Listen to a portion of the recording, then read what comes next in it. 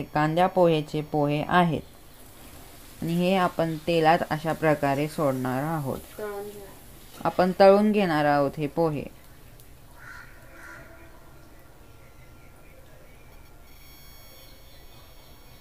अशा प्रकारे आपल्याला तळून घ्यायचे आहेत। तर आता आपण सगळे पोहे तळून घेऊया। तर आपण कढईत एक चाळणी ठेवलेली आहे आणि त्यात आपण पोहे नितळून घेत आहोत।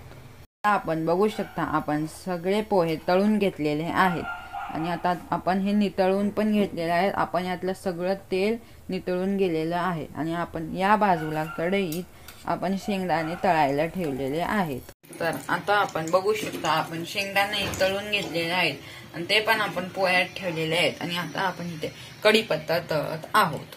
तर आता आपण यावर मीठ टाकत आहोत। आपण मीठ आपल्या चवीनुसार टाकायचं आहे आणि इथे आपण ज्या मिरच्या आपण बारीक कापून घेतलेल्या होत्या त्या आपण तळायला ठेवलेल्या आहेत। हे आपल्याला असं हलवून घ्यायचंय।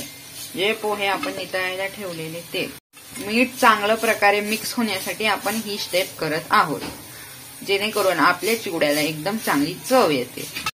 तर आता आपण तळलेली मिरची यात टाकलेली आहे आणि आपण ह्याला कोणतीच फोडणी वापरलेली नाहीये, कारण की हा डाएट चिवडा आहे। आणि आता आपण चांगलं ह्याला मिक्स करून घेणार आहोत। तर अशा प्रकारे आपल्याला करायचे एकदा, मग आपला डाएट चिवडा पूर्णपणे खाण्यासाठी तयार आहे। तर आपला डाएट चिवडा खाण्यासाठी तयार आहे। तुम्हाला व्हिडिओ कशी वाटली ते तुम्ही कमेंट करून सांगा।